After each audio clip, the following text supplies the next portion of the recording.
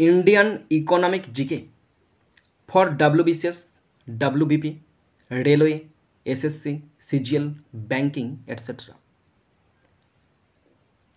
Top 15 question এই ভিডিওতে তোমরা পাবে। এখানে ভারতের বর্তমান আর্থিক বাজার এই টপিকটাকে কেন্দ্র করে টপ 50 কোয়েশ্চেন এবং প্রত্যেকটা কোশ্চেনের ডিটেলস ব্যাখ্যা সহ আমি আলোচনা শুরু করছি।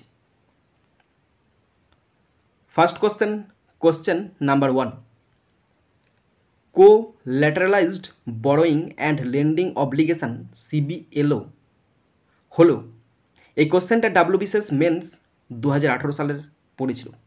অপশন এ অর্থবাজারের হাতিয়ার, অপশন বি অর্থনৈতিক ব্যবস্থার হাতিয়ার, অপশন সি বিনিয়োগ ফান্ড, অপশন ডি মূলধনী বাজারের হাতিয়ার।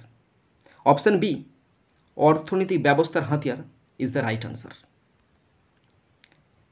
কোল্যাটারালাইজড borrowing and lending obligation CBLO হলো ভারতের একটি মুদ্রা বাজারের আর্থিক যন্ত্র। এটি একটি স্বল্পমেয়াদী ধার এবং ঋণ যন্ত্র যেখানে অংশগ্রহণকারীরা সাধারণত সরকারি সিকিউরিটিজ হিসাবে জামানত রেখে অর্থ ধার নিতে বা দিতে পারে। এটি মূলত স্বল্পমেয়াদী তরলতা ব্যবস্থাপনার জন্য ব্যবহার করা হয়। কোশ্চেন 2, জাতীয় ক্ষুদ্র সঞ্চয় প্রকল্প নিম্নলিখিত কিসের সঙ্গে সম্পর্কযুক্ত? এই কোশ্চেনটাও WBCS মেন্স 2018-তে পড়েছিল। Option A consolidate fund, option B public accounts, option C contingency fund, option D প্রধানমন্ত্রী relief fund. Option B public accounts is the right answer. জাতীয় ক্ষুদ্র সঞ্চয় প্রকল্প ন্যাশনাল স্মল সেভিংস স্কিম মূলত সঞ্চয় এবং বিনিয়োগের সঙ্গে সম্পর্কিত। এর মূল লক্ষ্য হলো দেশের মানুষের সঞ্চয়কে উৎসাহিত করা এবং সেই সঞ্চয়কে দেশের উন্নয়নে কাজে লাগানোর জন্য অর্থ সংগ্রহ করা। এই প্রকল্পের মাধ্যমে মানুষ বিভিন্ন ধরনের সঞ্চয় স্কিমের মাধ্যমে তাদের অর্থ জমা করতে পারে, যা সরকার দ্বারা পরিচালিত বা সমর্থিত। কোশ্চেন 3, অল্টারনেটিভ ইনভেস্টমেন্ট এর জন্য কোন সংস্থা তার পরিচালন পর্ষদকে নতুনভাবে গড়ে তুলেছে? এই কোশ্চেনটাও WBCS মেন্স 2018-তে পড়েছিল। Option A RBI, option B IRDA, option C SEBI, option D PDRA। সঠিক আনসার অপশন সি সেবি।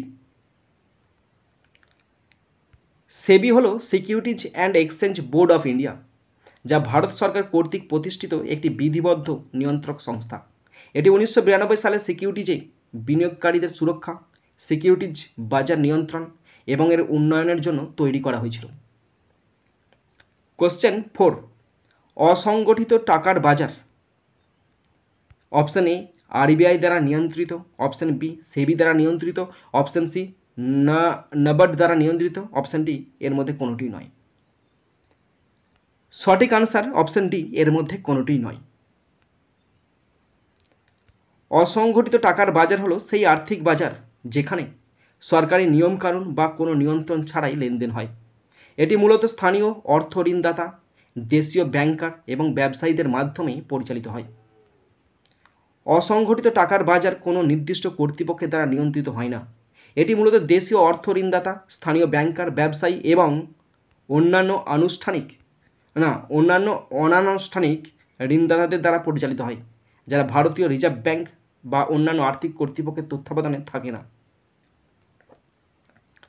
কোশ্চেন 5, কল মানি মার্কেটে কতদিনের জন্য ঋণ দেওয়া হয়?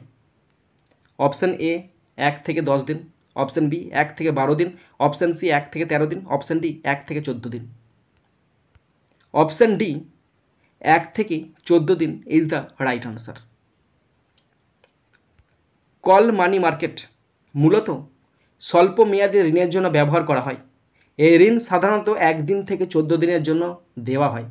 এই ঋণগুলি অত্যন্ত তরল এবং চাহিদা অনুযায়ী পরিশোধ করা যেতে পারে। কোশ্চেন 6, তলবি টাকার বাজার কল মানি মার্কেটে প্রদত্ত ঋণের সুদকে কি বলে? Flat rate, volatile rate, call rate. Option D money rate. সঠিক answer option C call rate. তলবি টাকার বাজার কল মানি মার্কেটে প্রদত্ত ঋণের সুদকে কল রেট বলা হয়। এই বাজারে ব্যাংকগুলো স্বল্প সময়ের জন্য একে অপরের কাছ থেকে অর্থ ধার করে এবং সেই ঋণের ওপর প্রদত্ত সুদের হারকেই কল রেট বলা হয়। কোশ্চেন 7, কল মানি মার্কেটে কল রেটটি পরিবর্তিত হতে পারে।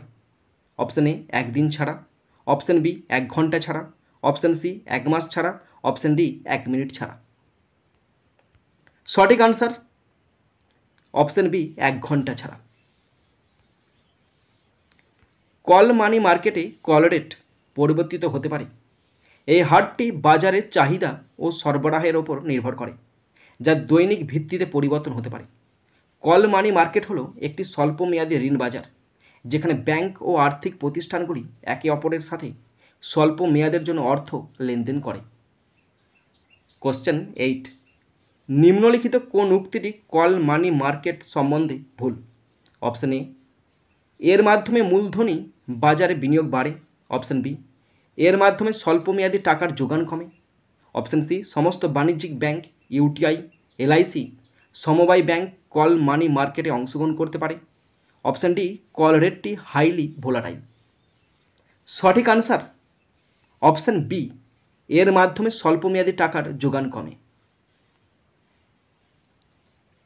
কল মানি মার্কেট হলো একটি স্বল্প মেয়াদী ঋণ বা আর্থিক বাজার, যেখানে ব্যাংক ও অন্যান্য আর্থিক প্রতিষ্ঠানগুলো স্বল্প সময়ের জন্য, মানে সাধারণত 1 থেকে 14 দিন, একে অপরের কাছ থেকে অর্থ ধার নেয় এবং ধার দেয়। এটি মূলত ব্যাংকগুলির মধ্যে আন্তঃব্যাংক লেনদেনের জন্য ব্যবহৃত হয়, যেখানে ব্যাংকগুলো তাদের স্বল্পমেয়াদী তারল্য চাহিদাগুলি পূরণ করতে একে অপরের কাছ থেকে অর্থ ধার করে বা ধার দেয়।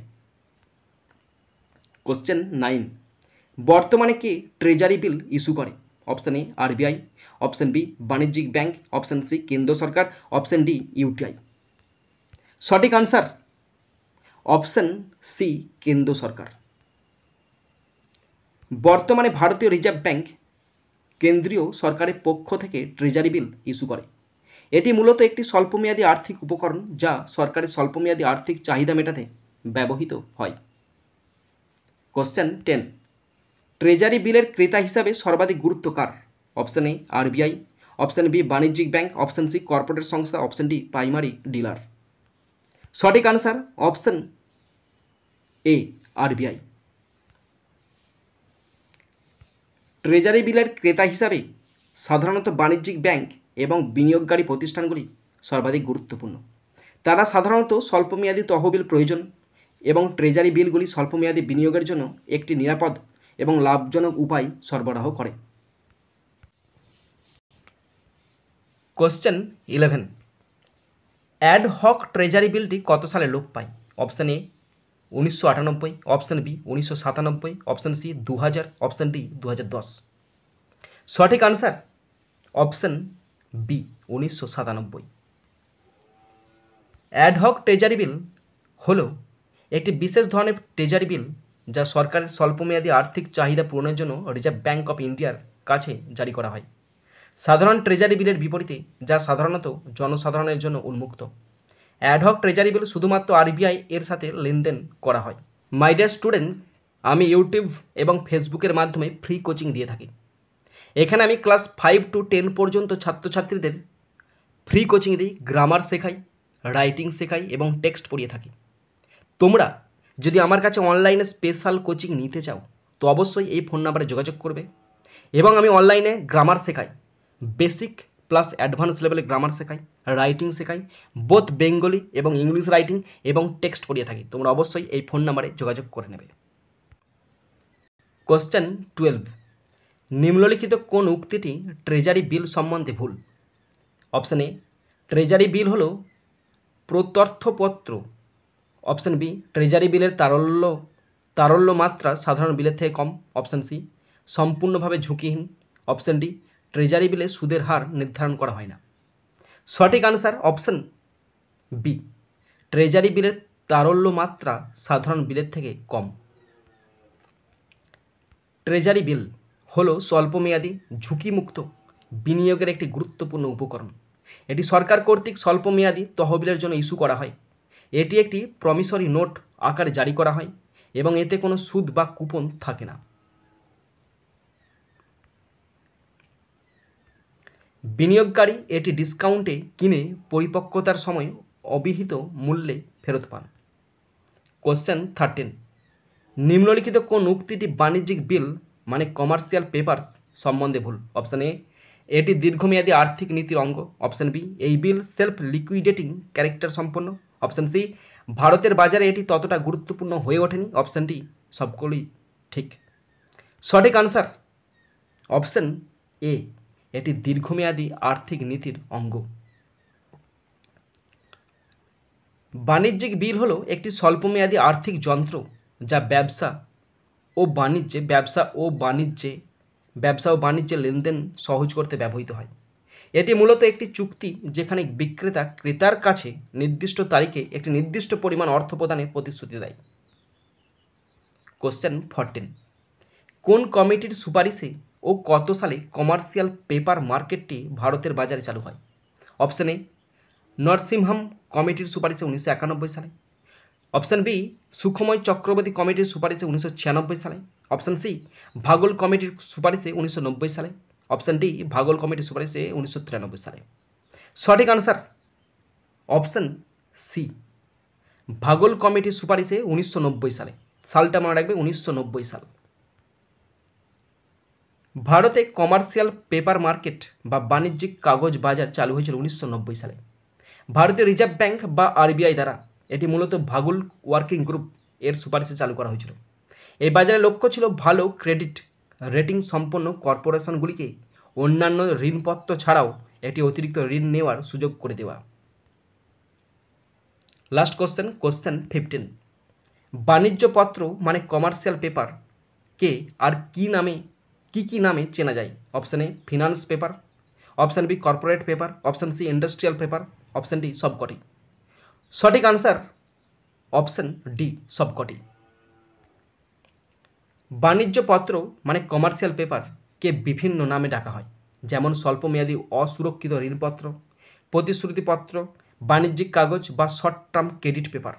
এটি একটি স্বল্পমেয়াদী আর্থিক যন্ত্র যা কোম্পানিগুলো তাদের স্বল্পকালীন ঋণ বা অর্থ সরবরাহ করার জন্য ব্যবহার করে।